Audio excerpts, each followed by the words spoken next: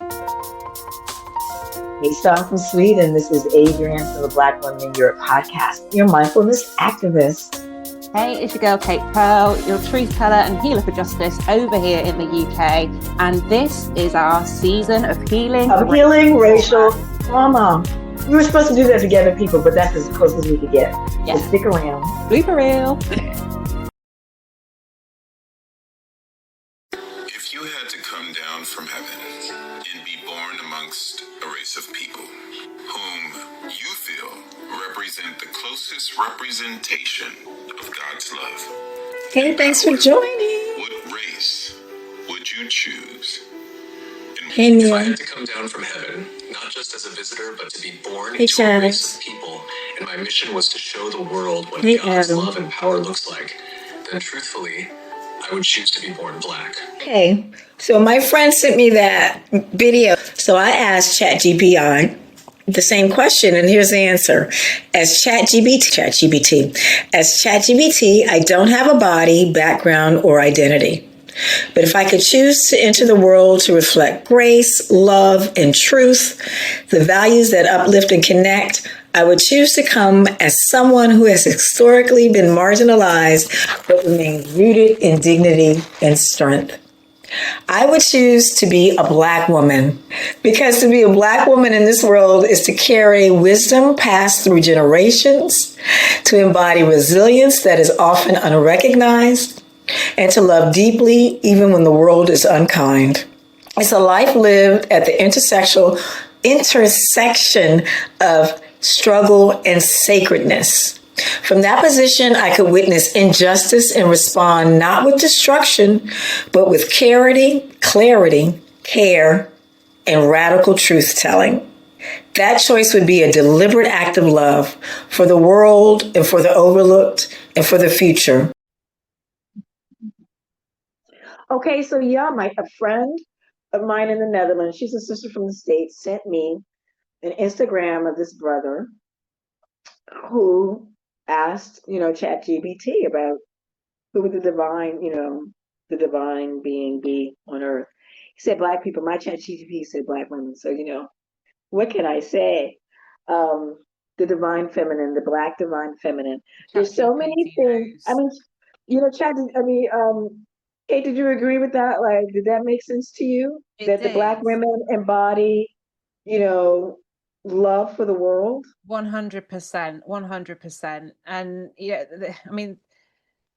for starters, Black women are where it all begins. There's all kinds of science and all kinds of epic stuff backing this up. Yeah, Eve gene, God gene, whatever you want to call it. And also the divine feminine overall, but definitely as Black women, it's not about softness. It's layered, ancestral. It's powerful. She heals, yes, but she also disrupts. Doesn't ask permission to exist. Yeah, moves with intuition, purpose, and grace. So I think ChatGPT knows. But if I were asked that question, I'd be saying the same thing. What about you? Absolutely no. And the funny thing, I loved it, but it also conjured up. I have visuals of beautiful Black women in bejeweled, draped, in cloth, regal, but of all ages, especially our elders. If I think about it, if we're lucky enough to have had a grandmother, a great grandmother in our lives, to be in their presence. Yeah. At least in my family, they were always so graceful, my elder women. Always so graceful. And that life hadn't necessarily, I should say society hadn't been kind. Growing up in segregation, Jim Crow. So, but it was something about, and in particular, one of my grandmother's sisters, they were from Louisiana. She was the one that knew all about the roots and the herbs and the healing. And, my grandmother was always into, holistic, that castor oil we're getting first thing in the morning, or drinking jars of garlic water, or, just kind of knowing what we need to know, like instinctively. I think that's part of our divine wisdom, and then sharing that so freely with others. There's something in that. It's really sacred energy, isn't it? And mine goes to, well, with my auntie in particular. And as you just talked about, like the natural, she knew about the natural healing properties of all kinds of things and stuff just straight from the earth. And that's really quite special. And just the different forms, like, you know, you've mentioned a few there yourself, but you know, whether that energy lived in our auntie's laughter or our grandmother's hands or our sister's strength, you know, they're often the ones, like you say, when society hasn't been kind, that held it down through oppression and still did things like built community from the ashes and turned pain into, I guess, poetry in a way, and resistance into ritual. Absolutely. And they were, I think you said this just now because my mind is spinning. They taught, I think part of that divine feminine is knowing about joy, right? Yeah. Yes. Yeah. And nurturing, tending to wounds that the world refuses to see. Truth telling, speaking what others are too afraid to name. That's another one. And also, I guess warriors protecting what is sacred, even when it costs their everything. Yeah. Everything in this, yeah, and there's strength in that. And also, I think that with that divine comes discipline for yourself and also disciplining the ones that you love. I see all of that in that because if you don't learn it at home, if you're not cared for and learn and get all that divine wisdom at home, we don't necessarily see it like that, but that totally prepares us for the external world. And we were prepared, I think, just like these conversations, I don't know if you've had them with your children, but where we're taught about how to be Black in the world, how to respond to authority, how I don't want to say they teach us how to code speak, but they show us how to survive in all these different circumstances. It's They show very us the importance of that knowledge. Yes. They show us the importance of having that in our armory, you know? And that's part of, I think, the divine feminine. That's part of that wisdom that comes down. But what also amazed me about my elder women, how do they look so good? Yes. Carrying all of this stuff. Yes. And it carries down. It does carry down as well. And they're not rushing. They're not rushing the process, like giving us the armory, or the empowering us with the knowledge of the things that we need. And the ones that are doing it right, that's respect. I'm not saying there's a wrong way of doing it either, but the ones that are doing it right, that's showing in the descendants when we're getting back, you know, guessed back into our 20s, when we're in our 40s and 50s. You know, when you say about how good they looked. How good they look. But I think that comes from being authentic, knowing who you are. Like you said, some of those rituals, a lot of them were how to care for ourselves, because we, you know, when we're facing racial trauma, we have to respond with clarity and care. And some of that is from, like, you know, the rituals were, how we do each other's hair, how we care for each other, how we're taught how to cook food, you know, what to take when we're sick. But I think, at least in my family, we're definitely taught spirituality. Yeah. My family, it was Christianity. It is Christianity. But I think in all Black families, we have some type of spirituality. Yeah. And that comes from the divine, I think, because just even saying divine is a spiritual term. But what are some of the repercussions, I guess, or pushback? We kind of talked about this in a previous episode, like white supremacy doesn't want to see us with our feet put up. Well, what does white supremacy think about when they see us walk around embracing our divine feminism? Well, I think, when we're embracing the divine period, I think, and in ways that are ancestral and spiritual, because what we've got to remember there is that a lot of these practices were demonized, and for very, very clear reasons. No disrespect to any of the more, you know, the other religious groups or what's happened there, but when we were all tapped in or tuned in to our spirituality, to our ancestral practices and rituals, that meant that we didn't have to be, because we could already tap in, and we did that naturally, and many of us do now, but we've had to return to it unless you did have direct resources to that. I suppose the pushback continues to be, well, if you tapped in, that stuff's actually quite demonic. I think that's a wider one. I've definitely seen that a lot. I don't know if you've observed that. Yeah.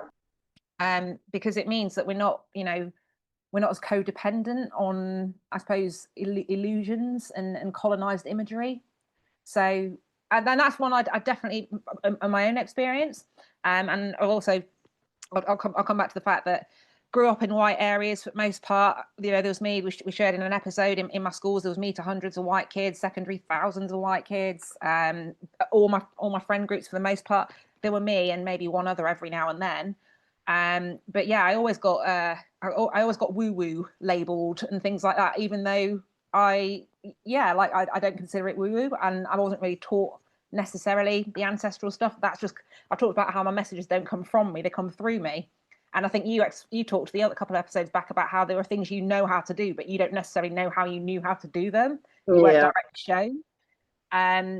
So yeah, I think a lot of the pushback can be societal and very it's colonial era thinking it's been conditioned, and pushed on. So those pushbacks can be either external or internal, and then the way that those are grappled with, I think sometimes it is a case by case basis. But also, if you come to a point in your journey, or when you come to a point in your journey where you're already 10 toes down and grounded in it, that can be a different story again. Yeah. Yeah, and if we just look at some of the qualities, divine feminine, and with Black women embodying, love for the world. Some of these qualities, they're used they're used to exploit us, or they're used to demonize us, or to other us. For example, intuitive, nurturing, heart-centered, compassionate, wise, Grounded, firm, honest, accepting, forgiving, collaborative, reflective, creative, sensual, kind, and gentle. Preach, sister. Yeah, we can see how some of these are used to exploit us. Yeah. How some of them are used to guilt us. Yeah. 100%. 100%. How some of them are used to other us. Yeah. As you say, you were like seen as like woo woo. But just as you say all of that, I was also default for all the emotional labor for everything you've just said in so many cases, And that's a heavy burden. Yeah. So that can kind of be the downside of being the Black feminine divine, right? You're expected to decompress everything for people. Decompress, that's not the word I want to say. What's the word I want? Deconstruct, carry the emotional baggage, educate, nurture, make people feel bad. Oh, that's okay. Or that racist thing, like make people feel okay in uncomfortable situations. All of those things. So it can be used for or against us. And so it can be good or bad. It's like we can risk or gain some things like that. But for sure, we can only be, as you mentioned before, self-sabotage if we don't get rest. I think we self-sabotage ourselves if we don't lean into this, that we have this divine feminine, this compassion for someone was said something to me recently about, we have to give people hope, we can't give up hope. And I said, well, I know for sure African Americans, we're like the picture of hope. Look up hope in the dictionary, you're gonna have a person. It's gonna be a picture of you next to it. Yeah. Yeah. We giving up hope. That's how we've survived everything. We have hope in ourselves, in people, in the future, in justice, in the divine. So we've got to lean into it. It can be tiring, I think. But how also, I don't want to be a caricature, right? But I think that's something that's in somebody else's mind. And then it's just it's imprinted into ours. And also, I think where leaning into the divine feminine, I'd like to talk a bit about where this actually works for us as well. Divine Feminine guides us to reconnect with our womb wisdom, with the earth, with ritual, and with rest. And again, I love this one. I'm going to say it. She affirms that rest is resistance, pleasure is power, and softness is strength. And if we can, as Adriana keeps saying, lean into that, then while on the one hand, as we've just talked about, it can be used to to be exploited from the outside, but if we can remember these things and lean into them internally, then we can really start to reap the benefits. And the divine feminine within Blackness, within Black women, is revolutionary because she refuses to be flattened. Yeah, she's not the mammy these days, not the mule, not the stereotype. These are choices we're making. Yeah, she's divine, and like you said, so many great adjectives earlier, but I'm just going to say essential, spiritual, and sovereign. And when we honor her in ourselves and in one another, we begin to remember who we really are. Yeah, so we're not just survivors of constant trauma, right, but creators of legacy, healers, dreamers, and builders of a freer future. Yeah, absolutely. So there is no risk, or should I say, when I say there is no risk, is anything ever absolute? But what is the risk of leaning into your feminism instead of what's the word? Succumbing, not succumbing, but just what's the word when you just give up and you're just like, okay, it's always going to be a struggle for Black women. Is there a risk of, or I think the bigger risk is not to us as Black women, but to society. What is society going to do with a bunch of Black women who aren't struggling? Are they ready for that? Do we care? Again, that's white supremacy. They want to see us struggling. They don't want us to recognize our divineness. I mean, that's one reason why we don't even get our stories aren't properly told in schools. Societies aren't educated on the truth. Like you say, there's so many Britons that don't know the history of Black Britons or Britain's role in colonization and slavery. And the transatlantic. And the answer to that is no, they're not ready. But I think you and I are both in agreement. We do not care, okay?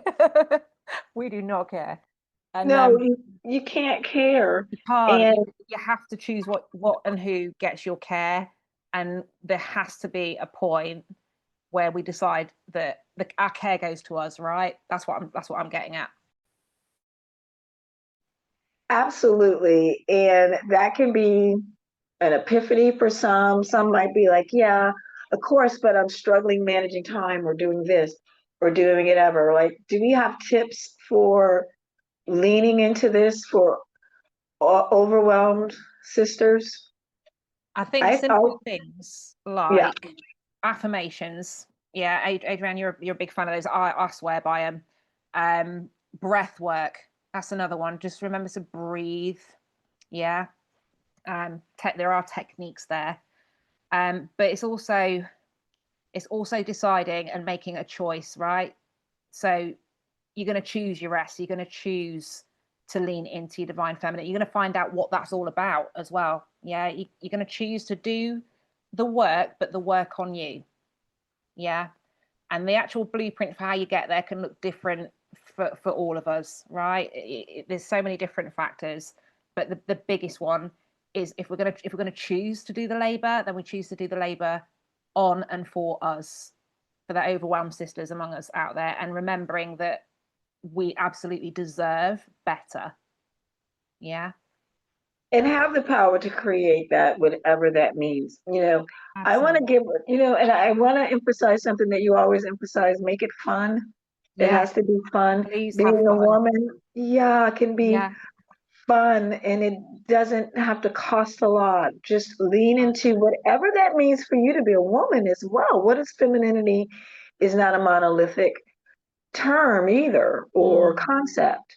So it's not as if we're trying to place you into a box, but just to let you know, if you were born a woman, identify as a woman, you got divine power. And that doesn't mean that men don't have power. This isn't bashing men. This isn't bashing white people. This is about uplifting Black women who have historically been demonized, vilified, demonized, mocked, underappreciated, overworked, ignored, dismissed. All of that goes against our true nature, which is why none of it feels good, by the way. I don't know anybody that thinks this feels okay.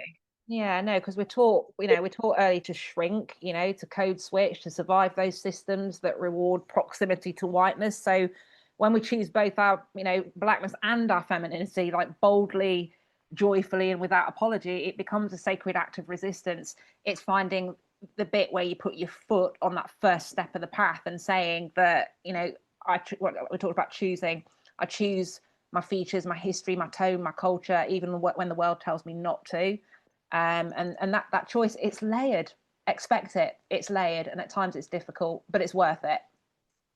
It's worth it. And I've got some affirmations / journal prompts. So grab a piece of paper and a pen before I let Kate get the closing word, but I want to make sure that we get these in because there are affirmations that you can repeat, but I'm also suggesting that you use these as journal prompts. I'll give you guidance on that so that you can build this muscle because it is a muscle when it's because we've been, as you said, taught to shrink, maybe even question ourselves. Did that really happen to me? Was that improper? So build that muscle. So because if you can be still and listen to yourself, you'll always be able to hear if something's nagging and saying, no, that wasn't right. Or no, this doesn't feel good. So number one, here's an affirmation and we're going to have a journal with it too. I embrace my unique beauty and my confidence shines from within. I embrace my unique beauty and my confidence shines from within. I think that's important because society still doesn't want to acknowledge that Black women are beautiful, but they objectify us and exotify us and fetishize us. Fetishize it. That's the word. So embrace your unique beauty. Remember your confidence shines from within. So for me, for journal, what I would ask you to do is write down 3 ways you can embrace your beauty. Do you think that color is too bright or bring too much attention to you, but you look good in it? Wear your colors. As Kate says, don't shrink. Enhance your beauty. You don't think, oh, maybe my hair needs to be straight or it needs to be kinky or it needs whatever's growing out of your head and however you decide you want to style it, that's fine. Whatever your unique beauty is. I look 50 different ways depending on what day of the week it's going to be. I love wigs. I love wigs. I love head wraps. I love braids. I'm expressing my unique beauty, right? Whatever that is. Number 2, yeah, because Kate, you always look good, and I don't know what you're gonna look like. I'm like, what's she look like today? It's different all the time. My one standard is my eyeliner, but that's a whole other story. Well, there you go, and that's good. That's your unique beauty, and that's your unique signature. I'm ready to go. Once I got my eyeliner on, I'm good. There you go. See, and embrace that, and that can take a while for you to figure out because you may. And here's the other thing. One key I find out. One tip I can maybe give if you're not really sure. See how people react. People will compliment you. People will stare at you. And it's not because you're looking crazy. It's because you're looking amazing. Mm-hmm. Preach, sister. Isn't that, I've noticed that. It's like, and you're like, what's going on? You're like, oh, I'm looking good. That's right. I put this on today. Because you're looking so damn divine. That's what that is. That's what that is. Number 2, my intuition is powerful, guiding me with wisdom and grace.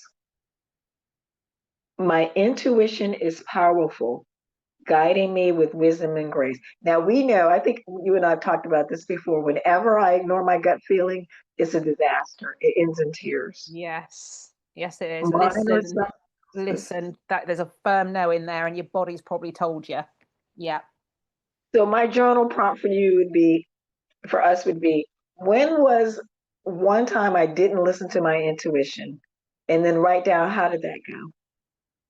And maybe let that be a lesson for you, because I know now, and it can be hard because somebody you love is begging you to do something and you know that that's not right. stand firm. It can even end in an argument, but stand firm. And you can always say, if they just like, why? Because my intuition just tells me it's not right for me. Respect that. I'll respect that anytime I hear that from you. I don't know how else to say it. But whenever, especially with people I love, because you're like, you give in. And it's like, why did I do that? You know, you're there and you're like, anyway, listen to your intuition. Remember, it's powerful and it guides you with wisdom and grace. Our last one, my inner goddess is fierce and I trust my strength and determination. My inner goddess is fierce and I trust my strength and determination. For a journal and prompt, I would say list 3 times or 3 situations you have coming up where maybe you're afraid or unsure. Remember that your goddess, inner goddess, is fierce and that you can trust your strength and your determination. So maybe write down what you got a meeting next week, or you've got a project due, or you agree to do something that was maybe something you hadn't done before. But remember, your inner goddess is fierce. Trust your strength and your determination. Kate, you want to close us up? Oh, yeah, I just got to say, I really felt that last one. Me too, because I'm thinking, yeah, trust. Me too. Trust your inner goddess is fierce. Now, fierce can mean a lot of things, right? Fierce, but fierce, like we used to have an expression. Oh, that's fierce. Like you look good. Yeah, you know, it's like or coded for you look epic, basically. You look epic, but it can also mean fierce. Like we want our best warriors are fierce, right? Mm-hmm. Yeah. Our best leaders are fierce because they're brave. They make decisions that may not be popular, but they're the right things to do. Fierceness is bold, Yeah, purposeful. 100%. Yeah, and it's also deeply spiritual.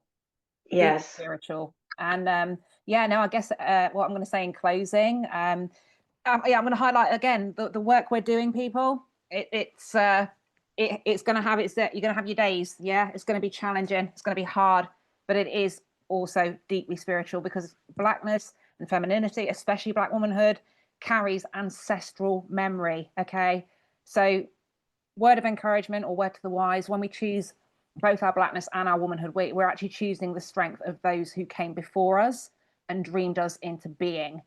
And we're not only honoring ourselves, we're actually honoring the ones who weren't allowed to choose, who were forced to disown parts of themselves for survival. So our choice in our own liberation also becomes their liberation too. So I just want you guys to keep that firmly in mind as you do this work. And that's as much advice for us as it is for you. Just remember that. And be proud. Oh, yes. That even artificial intelligence knows that Black people and Black women, yep, embody love for the entire world. Let's try to live that because the world needs this. It's choosing to see ourselves as whole, divine, and necessary, people. Yeah. Thank you, Kate. Thank you, Adrienne.